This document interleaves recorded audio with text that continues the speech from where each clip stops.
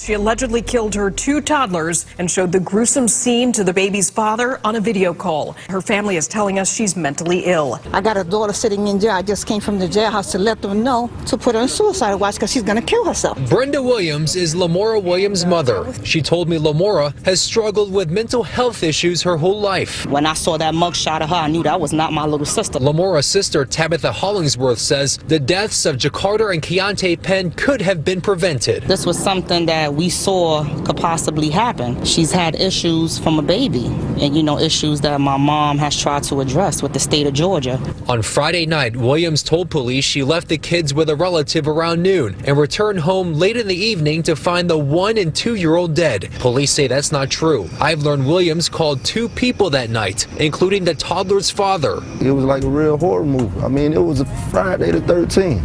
Jameel Penn told me Williams video called him the gruesome scene. When I seen my kid, how I seen my kid, that's when I knew what was going on. 3-year-old Jameel Jr. saw his mother allegedly kill his brothers. He talks about his brothers, you know what I'm saying? He know what happened. He talks about it all the time. I can't forgive her. Live in Northwest Atlanta, Chris Jose, Channel 2 Action News, Night Beat. 9:06 right now. People Station V103, the ATL's #1 for hip hop and R&B. You heard the voice of Jameel Penn. He joins us in studio right now. We also have Jameel's dad, Jameel Hassan, and you'll hear the 3-year-old in the background, Jameel Jr. Yeah. This is a story that's on the front page of the newspaper. It's been heard around the country. It's a very tragic story. Wanda, I know you had a chance to talk to the family. I just, let you handle it. Good morning, guys, and thank y'all so much for coming in. Thank you so much. Thank you and for I'm so sorry that we have to meet on these terms. It was very hard for us. I was actually on vacation when all of this happened, and my boss called me and started to tell me about it. And of course, without even knowing who you guys are, it hurt my heart because we're family. This is what Atlanta is about, bringing everybody together. And, I walked back in the room this morning to talk with you, Jameel, and I want you to kind of walk us back and meeting her and, what was that relationship like? At what age did you guys start dating?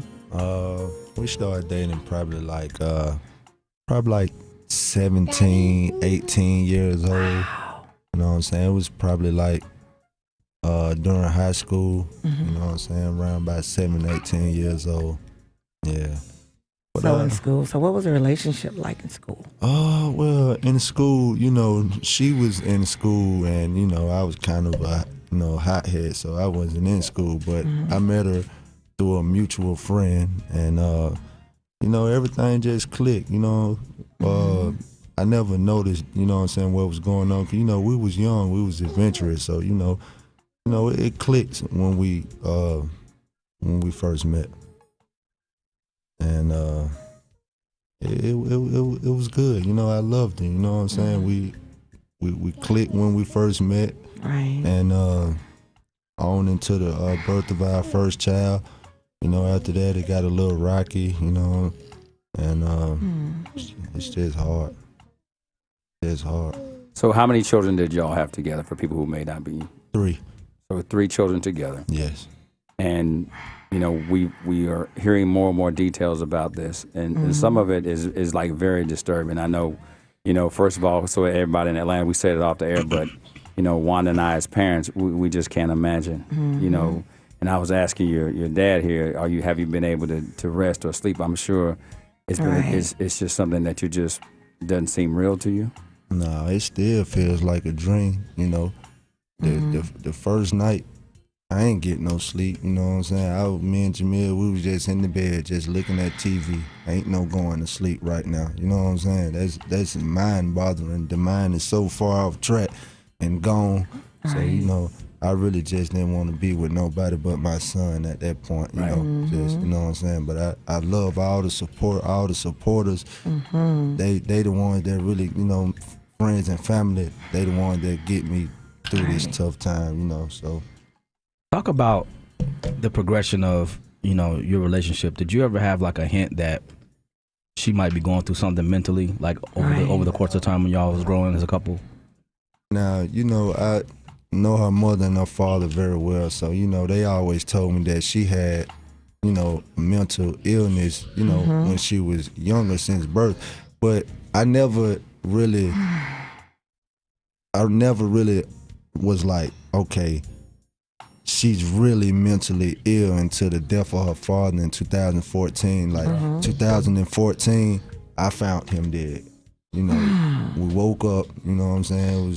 It was like, you know what I'm saying, another horror movie. You know, we woke up, everything was good. She went to work, and you know what I'm saying, I found him dead inside, you know, his room. You know what I'm saying? And my son wasn't probably nothing but like, you know, 2 or 3 months. So, you know, after that, when she found that, you know, how she found that after that, it was just worse and worse. It got worse over time every year. Like every year after 2014, it got worse and worse. So what were you seeing? Like, was it arguments? Was it her just going through things? She was going through things at the death of her father, you know, arguments, you know.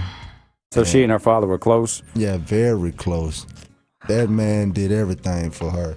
You know what I'm saying? It was a lot of nights, you know, she'd be in, you know, in the streets, didn't have nowhere to go. Right. It don't matter who she would call, he's gonna come get her. You know what I'm saying? So that was her backbone. And when she lost him, she lost the world. And you know, that's the only person right then and there that can, you know, put some knowledge in her mind at that point. And when he left, you know what I'm saying, it was just me. You know what I'm saying? I tried to, you know, keep my family together. Right. So, you know, when he left, she left.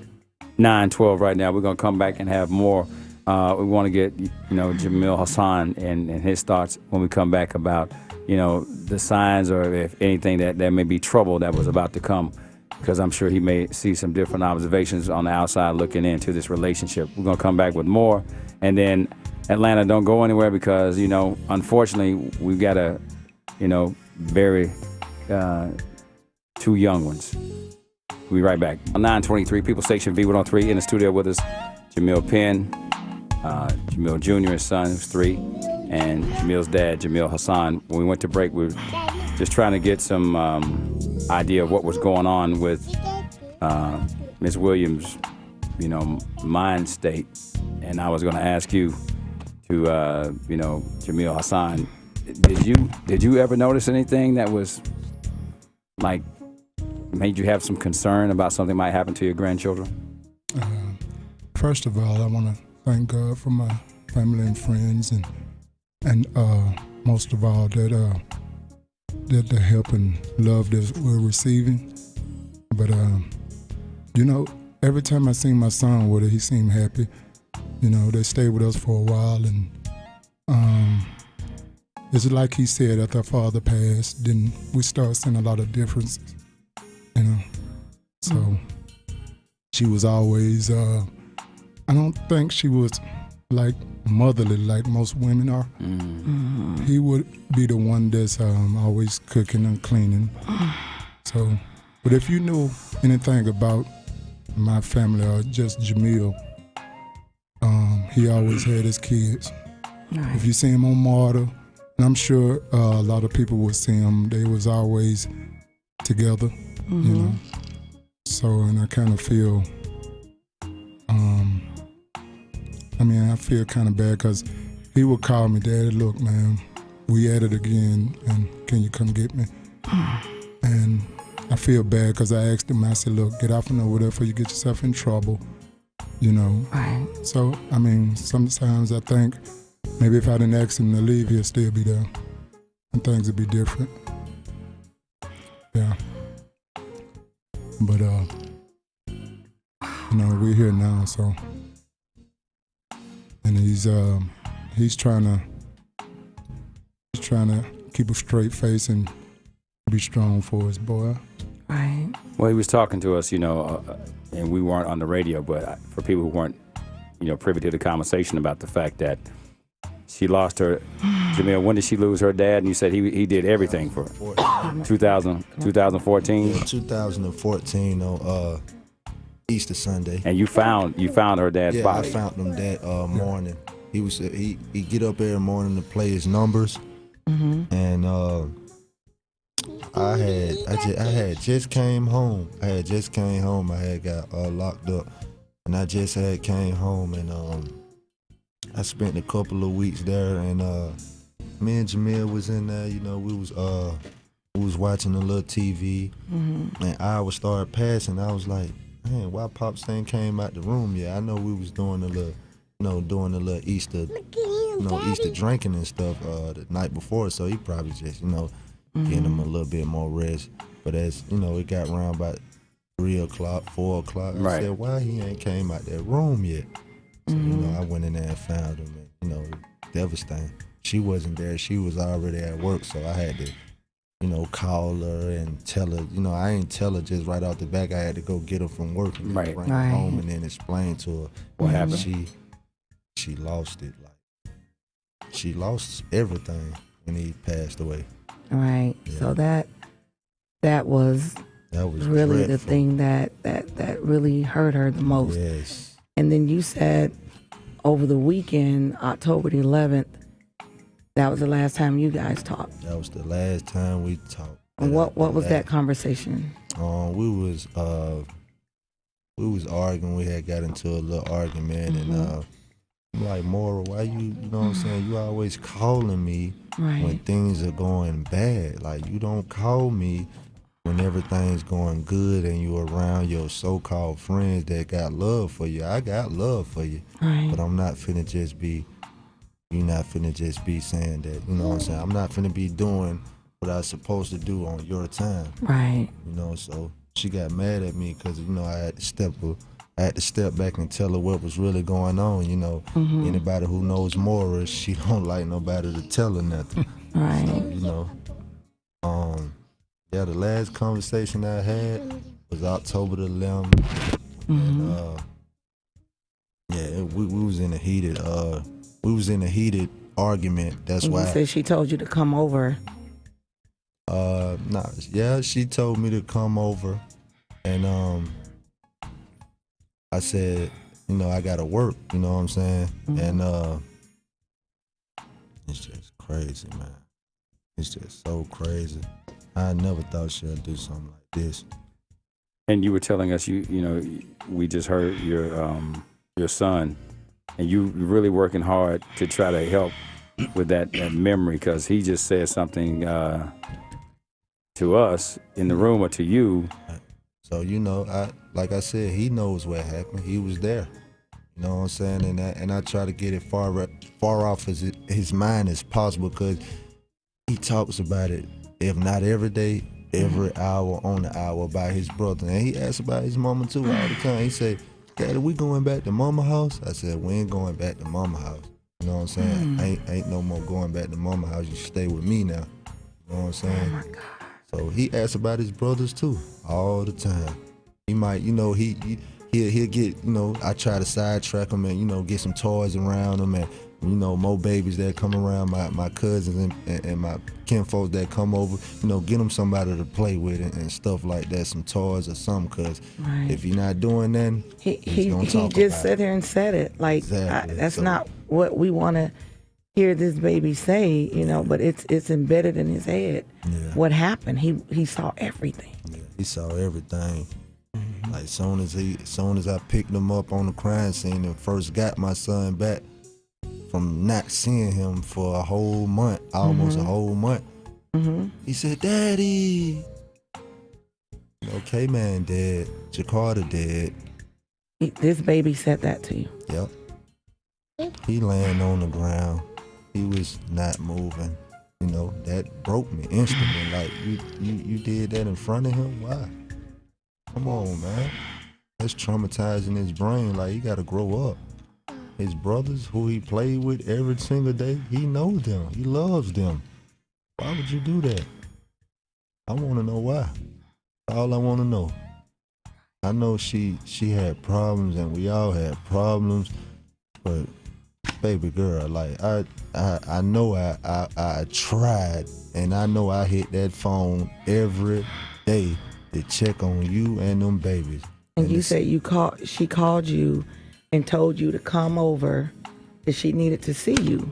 Yeah, the first call of the October 11th. Right. Well, October 11th, that was the last text message. Okay, the last text. 13th. 13th. Yeah, she called me around about a little bit before 11:11. Before 11:11 was the horrifying video call, but she called. The first time she called me was probably a couple minutes before that, and she was telling me what happened, but I didn't believe her. So we hung up, and that's when she called me back and showed me proof what was really going on in that house. You know, I just take it one day at a time. I gotta be strong for Junior. He's all I got left. That's all I got left. Jameel Penn, the father of the two young kings that tragically passed away. Jameel Jr.'s son was in the studio, and then we also have Jameel's dad, Jameel Hassan. Before we bring on some other guests, I want to just say that, you know, it's been just weighing heavy on everybody in the studio, the circumstances. And I remember just something that you, Dad, you said. And I just want to tell you this, man, that you have to forgive yourself. Yeah. And also to you, Jameel. I mean, whatever happened, I know we all trying to look back and try to figure out if were we too angry? Were we anxious? Could we, like, don't be distracted by that, because you got to accept the fact that given what we, like, nobody could have predicted that this was going to happen. Nobody. Right. So for us to sit up here, and I know I'm watching, you say, well, maybe I shouldn't have told him not to leave, or you said maybe I should have went early. I went up. Like, Yeah. It's like Willie Watkins was just saying, it's like it's in God's hands now. So I don't want you guys to Yeah. you have to Don't blame yourself. Nobody could have said this was going to happen, even though some people say, well, there were mental issues. Not to this level. Right. You know, like you said, you hadn't seen the kids in a month or whatever. Like, so I just want to say that the most important thing is that, you know, Junior, man, I mean, that thing, we can't even play it on the air. It just broke my heart that he brought it up. So, I mean, you say he talked about it every hour. Because we talking about it. When we talking about it, then bring it back. That's when he started describing full detail. So. Yeah, and you know what, Ryan, you said something, and I want to say you're correct. Jameel, I don't want you to beat yourself up and say, had I went over there, because that's going to always play back, you know, in your head. But don't blame yourself. Don't blame yourself. Don't blame yourself. Yeah, you can't. Because we don't ever know. We don't know what could. It could have been even something different had you went over there. You know what I mean? Yeah. So don't just. All I'm gonna ask is that you get help. That's all we can do is ask that you get some help. And speaking of help, this man right here. Willie Watkins joins us in the studio, along with Winnie Hemphill from Southview Cemetery. Willie, thank you for coming on. I'm sure you want to share some things with the family as well as with the city. Willie A. Watkins. Well, thank you, Ryan, and Wanda, for allowing this privilege just to just come in and speak. As I have said to Jameel, in arrangement, I called him and we sit and talk. And I told him one thing for sure, that we know that they're in heaven. Right. That's because they had no sin, so they are in heaven. And that's the good part about this whole thing. And I said to them that if you want to see your sons again, you got to just get yourself right. Just get yourself right and get in your heart to get yourself into the hand of the man that can help you. And through prayer and staying focused on your life in itself, God can take you through all of this.